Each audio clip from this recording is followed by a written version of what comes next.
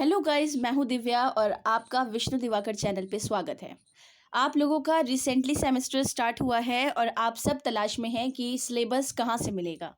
तो यहाँ पर आपके लिए एक प्रॉफिट लाया गया है चैनल पे कि आपको सिलेबस के साथ क्लासेस भी प्रोवाइड की जाएंगी, जिससे आप अपने नोट्स अच्छे बना पाओगे, आप उसमें अपने आंसर्स में अच्छे तरीके से लिख पाओगे और साथ ही आपको सिलेबस ख़त्म होने पर लास्ट में मोस्ट इम्पॉर्टेंट क्वेश्चंस की वीडियो भी प्रोवाइड की जाएगी।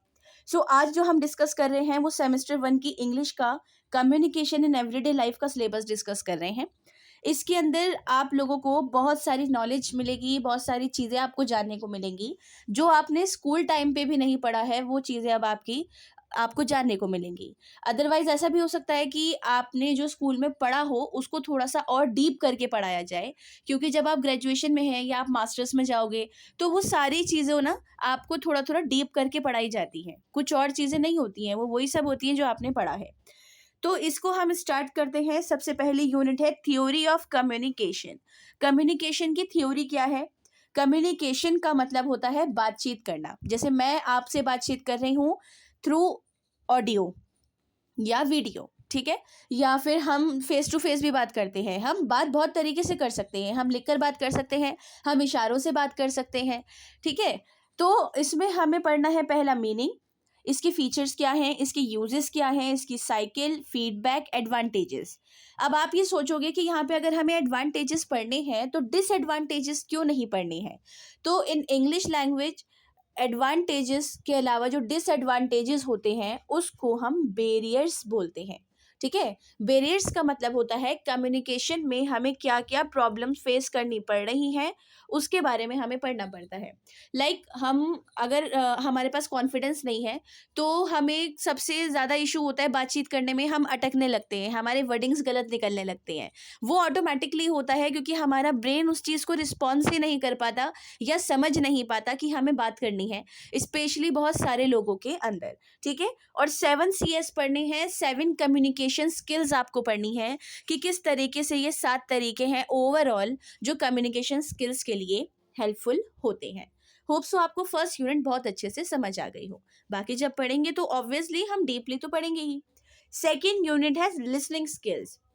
आपने सुना होगा एक होता है एटिकेट। एटिकेट का मतलब होता है कि बहुत अच्छे से आप तमीज़ से हर तरीके से अपने आप को सामने वाले को रिप्रेजेंट कर रहे हैं। वैसे ही होता है नेटिकेट, कि नेटिकेट हम नेट की दुनिया में अपने आप को किस तरीके से रिप्रेजेंट कर रहे हैं। मैंने आपको सबसे पहले अपने आप से इंट्रोड्यूस कराया, देन चैनल से इंट्रोड्यूस कराया, then I will describe whole syllabus, ठीक है? तो अगर मैं डायरेक्ट बोलूँ ना कि भाई ये इंग्लिश का सिलेबस है, आपको तो नहीं पता ना किस चीज़ का है। मैंने आपको बताया सेमेस्टर फर्स्ट की English communication in everyday life का सिलेबस है, क्योंकि आपके पूरे ओवरऑल ग्रेजुएशन में चाहे कोई भी कोर्स हो, इंग्लिश कोई एक तरीके की तो है नहीं, बहुत सारी इंग्लिश है। तो इसलिए मैंने आपको पहले अपने आप से और फिर सब चीज़ों से इंट्रोड्यूस कराया। तो दैट इज़ कॉल्ड नेटिकेट, कि मैं नेट के थ्रू अपने एटिकेट्स किस तरीके से दिखा रही हूँ, इसके अंदर हम ये पढ़ेंगे।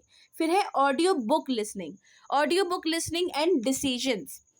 इसके अंदर जो स्टोरीज होती है ना, उनको सुनना है और फिर उन पे डिस्कस करना है, ठीक है? कि भाई हमने जैसे होती है बहुत सारी आपने आज के टाइम पे देखा होगा यूट्यूब पे बहुत शॉर्ट शॉर्ट की बहुत फिल्म को 13 मिनट 15 मिनट में एक्सप्लेन कर रखा है पूरी फिल्म को।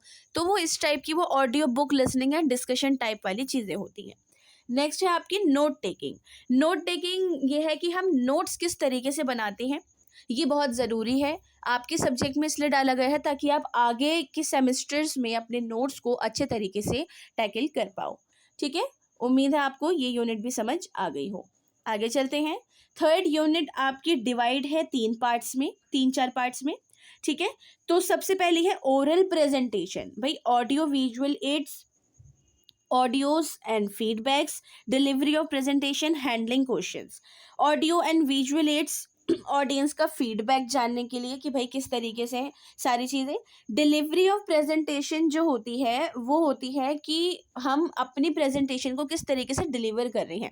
लाइक हमारी बॉडी लैंग्वेज क्या है, हम आई कांटेक्ट कर पा रहे हैं या नहीं, हम कॉन्फिडेंट हैं या नहीं, हमारी वर्डिंग्स क्या है, ठीक है? अब जैसे मान लो टॉपिक मुझे दे दिया जाए ग्लोबल वार्मिंग और मैं उस पर बोलूँ कि मैं ग्लोबल वार्मिंग की जगह आपको वो बता दूँ, एयर पॉल्यूशन बता दूँ या कुछ और बता दूँ, तो वो चीज़ें गलत साबित होगी। तो हमें जो decision specially delivery of presentation है, उसके अंदर किस तरीके से अपने आप को रिप्रेजेंट करना है वो, देन लास्ट में हैंडलिंग क्वेश्चंस, ठीक है, कि हमें क्वेश्चंस किस तरीके से हैंडल करने हैं। कि मैंने आपको ग्लोबल वार्मिंग पे बता दिया, अब आप में से किसी एक का क्वेश्चन हो सकता है कि ma'am how to tackle global warming, तो मेरे पास उसके लिए हैंडलिंग क्वेश्चन का एक तरीका होना चाहिए कि मैं सामने वाले पर्सन का या सामने वाले स्टूडेंट का रिप्लाई अच्छे से दे सकूं कि हमें ग्लोबल वार्मिंग को टैकल कैसे करना है, ठीक है। ओरल प्रेजेंटेशन में आपको ये पढ़ना है। फिर है हमारा ग्रुप डिस्कशन। स्कूल लाइफ में तो आपने बहुत ग्रुप डिस्कशन करे होंगे, अगर पीछे की क्लासेस में नहीं तो 11th-12th में तो बहुत ही करे होंगे। आपके टीचर्स ने ग्रुप बना दिए होंगे प्रैक्टिकल्स के लिए या वैसी ही किसी चीज़ के लिए। तो ग्रुप डिस्कशन आपको किन किन चीज़ों पे करने हैं, कल्चर और हिस्ट्री पे करना है कि हमारा कल्चर और हिस्ट्री किस तरीके से रह चुका है। वो इसलिए क्योंकि इंडिया एक बहुत सारे कल्चर रिलीजन वाला एक कंट्री है, तो इसके अंदर हमें किस तरीके से सारी चीज़ों को, हमारी हिस्ट्री कैसे रही, इंग्लिश हमारे भारत में कैसे आई, क्यों आज भारत में इंग्लिश प्रायोरिटी है। अगर आप ये नोट करो तो भारत का 100% में से 70% हिस्सा इंग्लिश से भरा हुआ है। आज आपको ऐसा कोई भी नहीं मिलेगा जो इंग्लिश में बात नहीं कर रहा होगा, बच्चा बच्चा इंग्लिश में बात कर रहा है, जबकि हमारी जो मदर लैंग्वेजेस हैं वो अलग अलग हैं, हिंदी है, उर्दू है या पंजाबी है, ठीक है, अलग अलग है, मलयालम है, बट फिर भी हम लोग जो हैं इसमें किस चीज़ को यूज़ करते हैं, इंग्लिश को सबसे ज़्यादा, और क्यों करते हैं वो हम इसमें पढ़ेंगे। फिर बात आती है करंट अफेयर्स की। ये रिसेंटली दो टॉपिक्स इसमें आपके जोड़े गए हैं, क्योंकि रिसेंटली आप देख रहे हो, अगर आपने नहीं देखा तो प्लीज़ न्यूज़ को देखना स्टार्ट करो बच्चा लोग, आप लोगों के लिए बहुत ज़रूरी है कि इस टाइम पे किस तरीके से काफ़ी प्रॉब्लम क्रिएट हो रही हैं ओवरऑल यूनिवर्स, ठीक है। इंडिया में कुछ प्रॉब्लम्स चल रही हैं, कहीं और कुछ प्रॉब्लम्स चल रही हैं, वॉर्स हो रही हैं, या फिर कहीं पानी की प्रॉब्लम आ गई है, कहीं कुछ है, कहीं कुछ, बहुत सारी प्रॉब्लम है ये सारी। फिर बात आती है सोसाइटी रिलेटेड इश्यूज़ की। सोसाइटी में बहुत सारे इश्यूज़ क्रिएट होते हैं, ऐसा नहीं कि जेंडर इशू है या हमारा ले लो कोई भी इशू, कोई भी इशू, वाटर डिस्प्यूट है, कंट्री डिस्प्यूट्स हैं, ठीक है, कोई भी है, वो सारे इश्यूज़ किस तरीके से स्टूडेंट्स को टैकल करने होते हैं वो आपको पढ़ने हैं। क्योंकि देखो आप लोग स्टूडेंट्स हो, आपको इतना लॉ नहीं पता, आपको इतनी नॉलेज नहीं है, आपको किस चीज़ पे क्या जवाब देना है वो नहीं पता। तो as a student how to tackle society related issues and current affairs, उस चीज़ को आपको इसमें पढ़ाया जाएगा कि आपको आंसर में किस तरीके से लिखना है, ठीक है।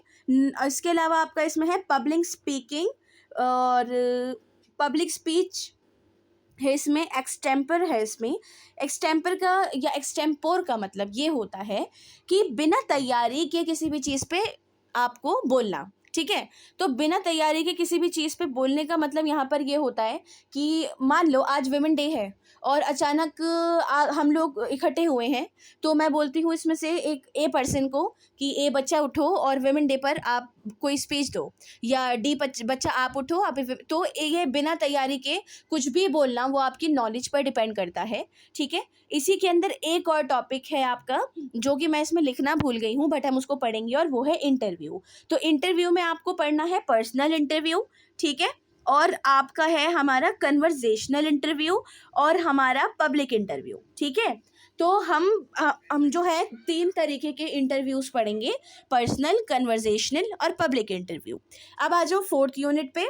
इसके अंदर हमें समरी किस तरीके से बनाते हैं, जैसे बहुत लंबा टॉपिक मैं आपको दे दूं, लाइक सैयारा मूवी है, सब नहीं देखी होगी, अब मैं आपको बोल रही हूँ कि इस पर समरी लिखो, आप बहुत जल्दी लिख दोगे, बहुत जल्दी जल्दी हाथ चलेंगे आप सबके। समरी का मतलब है उस 3 घंटे की मूवी को एक छोटे पैराग्राफ या एक पेज का बनाकर लिखना कि किस तरीके से उस मूवी में क्या हुआ और उसकी एंडिंग क्या रही, ठीक है। पैरा फ्रेजिंग का मतलब होता है पैराग्राफ बनाना, या कोई भी टॉपिक दे दिया जाए उस पर पैराग्राफ लिखना। नोट मेकिंग का मतलब होता है नोट्स को बनाना, ठीक है। इसके अलावा है एसे, आपको इसमें अलग अलग ऐसे पढ़ने हैं, एक्सपोजिटरी ऐसे पढ़ना है, डिस्क्रिप्टिव ऐसे पढ़ना है और नैरेटिव ऐसे पढ़ना है। बेसिकली डिस्क्रिप्टिव ऐसे वो होते हैं जो कि स्टूडेंट्स से ये पूछा जाता है कि कौन सी जगह पे क्या, कहाँ, कैसे, कब और क्यों हुआ, ठीक है। और नैरेटिव ऐसे ऑब्वियसली यही कि भाई नरेट करना किसी चीज़ को कि यार ऐसा है, सेम वही सैयारा मूवी टाइप वाला एग्जाम्पल जो मैंने अभी आपको दिया। लेटर राइटिंग में फॉर्मल लेटर, इनफॉर्मल, मतलब अपने फ्रेंड्स, कजन्स वगैरह को और अपनी फैमिली को अलग लिखने वाला और अपने टीचर्स, ऑफिसर्स और प्रिंसिपल्स इन सबको लेटर लिखने वाले, वो सब अलग। ठीक है। फिर हमें इसमें पढ़नी है रिपोर्ट्स, कि इंसिडेंट्स रिपोर्ट्स कैसी बनाई जाती हैं, कि एक्सीडेंट हो गया भाई, किस टाइम हुआ, कहाँ हुआ, कितने लोग मरे, कौन सी गाड़ी थी, ये वाला। न्यूज़पेपर की रिपोर्ट्स कैसी बनाई जाती हैं, ऑर्गेनाइजेशनल रिपोर्ट्स किस तरीके से बनाई जाती हैं। Analysis and representation, sorry, interpresentation. तो एनालाइज करना मतलब मैंने आपको सैयारा मूवी दी, आपको उसको एनालाइज करके मुझे बताना है कि मैम ये हीरो है, उसका ये नाम है, हीरोइन का ये नाम है, इन दोनों के बीच में ये बात है और एक्चुअली में ये हुआ है। इंट्रा एंड इंटरपर्सनल स्किल्स होते हैं मोनोलॉग एंड डायलॉग्स। ठीक है। मोनोलॉग्स जो होते हैं वो बहुत लंबा भाषण टाइप की, मैं बोलती हूँ आप लोगों को कि एपीजे अब्दुल कलाम के बारे में बताएं, तो मोनोलॉग वो होगा। लेकिन मैं बोलूँ कि आपको एक टॉपिक दिया गया है जिसमें आप में से कोई एक शॉपकीपर बनेगा, 2 कस्टमर्स बनेंगे, दैट इज़ कॉल्ड डायलॉग। तो उसमें 2-3 लोग होंगे आपस में, शॉपकीपर, कस्टमर्स आपस में बातचीत करेंगे। ठीक है जी। तो उम्मीद करती हूँ आपको कम्युनिकेशन इन एवरीडे लाइफ का जो सिलेबस है वो अच्छे से समझ आया हो। इसका क्लासेस हम जल्द से जल्द स्टार्ट करने वाले हैं। बाकी आपको और कौन से सब्जेक्ट का सिलेबस जानना है, क्लासेस जाननी है, वो आप हमें कमेंट बॉक्स में बताएं। Thanks for the watching.